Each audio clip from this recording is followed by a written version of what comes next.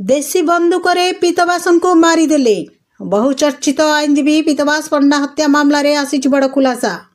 Brahmapur SP श्रवणा विवेक M आज संवाद मानक माध्यम रे सामने घटनार पूरा खुलासा करिसेंती।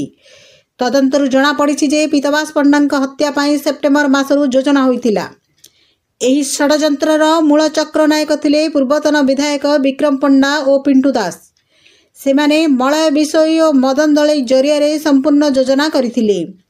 सेप्टेम्बर 10 रु 14 मध्य बिहार एक टीम ब्रह्मपुर को आसीथिला एवं सेमानंको हत्या काम पाई भड़ा करा जायथिला।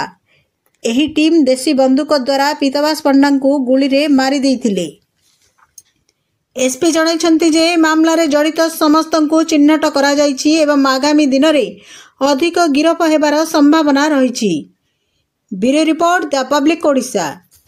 जदि आपण मानको आम वीडियो भल लगी थाए ताहले आम चैनल को लाइक शेयर और सब्सक्राइब करने को भूलिबेनि।